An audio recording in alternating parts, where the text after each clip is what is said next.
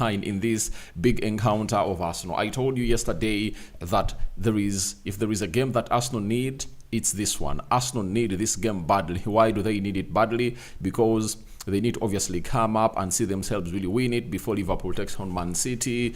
That is tomorrow. Tomorrow, big one. Liverpool is gonna be paying a visit to Man City, and you all know what that game really means. In the recent past, Liverpool has taken a lot of time without winning at the Etihad. Will they obviously go there and find themselves winning?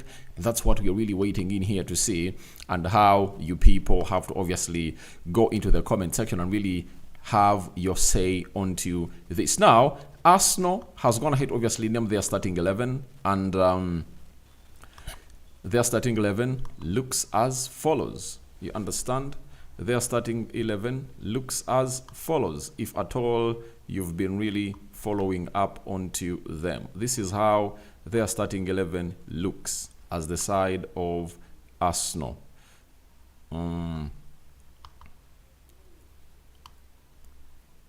Let's obviously have a look at how their starting 11 is really looking as the side of Arsenal in here onto our beautiful channel known as the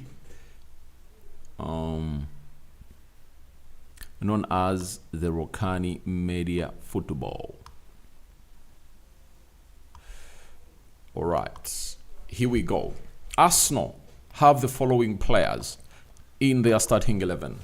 It's David Raya in goal, Julian Timber right back, Carafiori left back, Saliba right-sided centre back. Then we are having Gabriel Magalhaes left-sided centre back, Thomas Partey.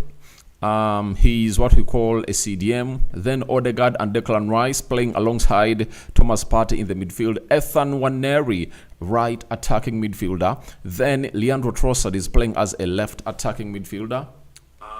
Ole left forward, and Mikel Merino is leading the line, as you see that very well. And when you look at my probable starting 11, it's only two players that I've gone ahead to get wrong. That is Carafiori. I thought Lewis Kelly will obviously come in through and really put in a shift, and the manager has not been in position to see to it that he gives us that. He has given us Carafiori, Ricaldo, and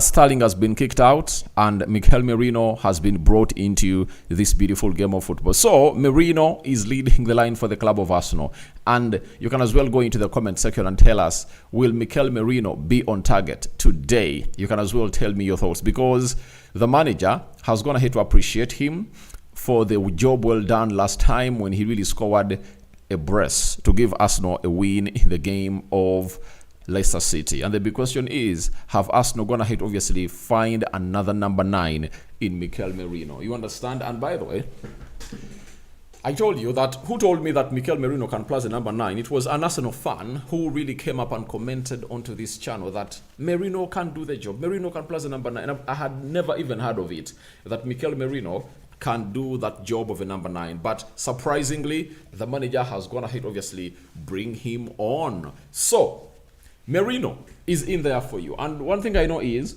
Merino just has to be clinical.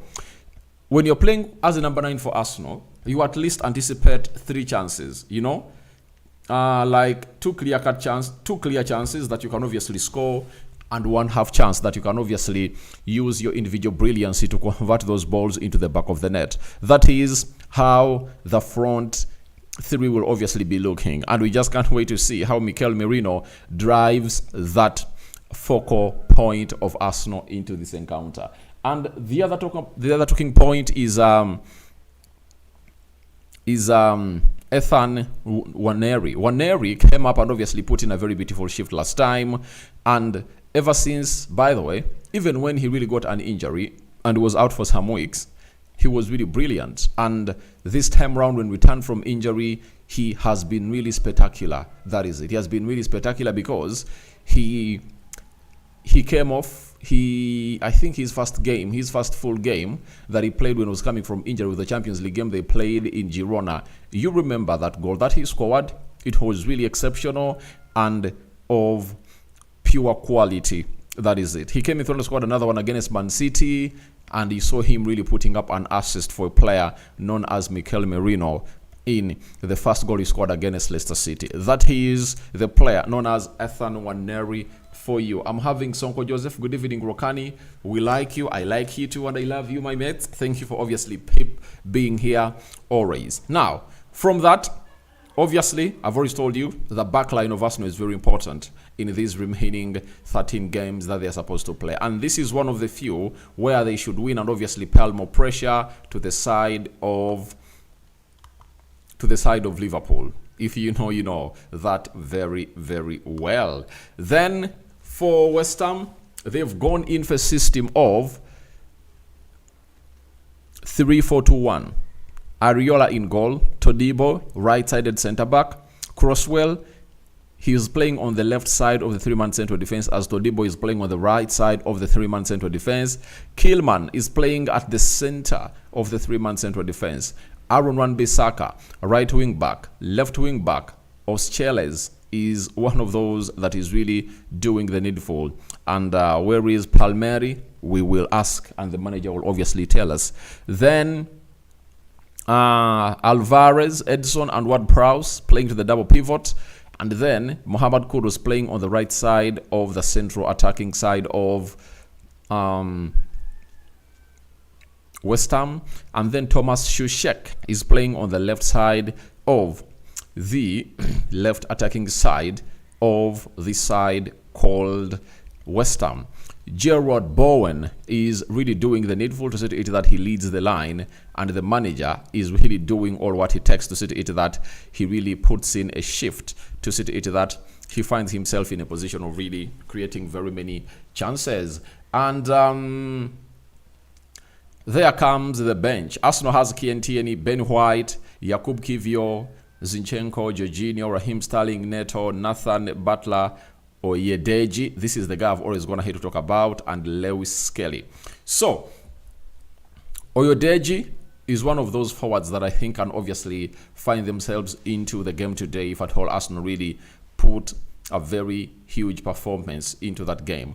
Off the bench, Raheem Sterling can come off to obviously provide something different. Oyedeji is also one of those.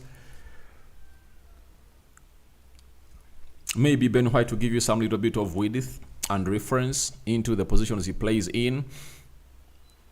I think that's it. And even Lewis Skelly can also really provide a very huge goal. Then we are having West Ham, Lucas Fabianski, Carlos Sola, Mavropanos, Luis Guilherme, Danny Ings, Rodriguez, Guido, Emerson Palmieri, Evan Ferguson, and Eyring. And by the way, when you look at these two benches, you'll notice that the side of Arsenal is really having a weaker bench compared to that of West Ham. Now, it will depend on to how these two managers really maintain the players that they're really having, because that's where it all starts. How are you gonna treat those players you're really having, and how are you really gonna send them into where you want them to come and really put you into the winning situation.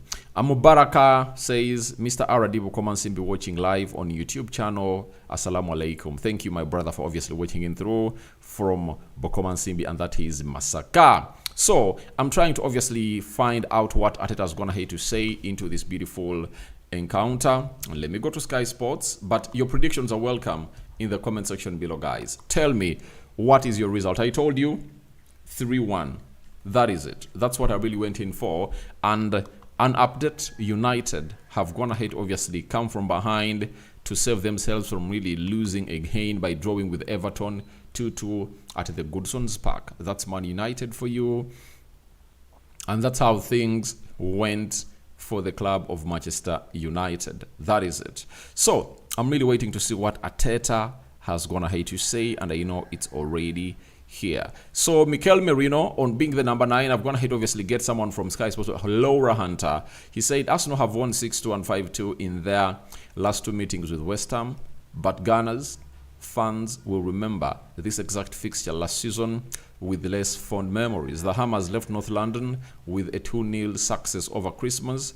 The poor festival period ended up being the reason Arsenal fell short in last season's title race. They cannot afford any slip-ups this time around, and so it has to be a win for the club of Arsenal. Obviously, it has to be a win for the club of Arsenal. If at all they feel like they really have a lot to do and really fight for, this is the way to go. Beat West Ham and go ahead and really play away at the City Ground. That is the stadium for a team known as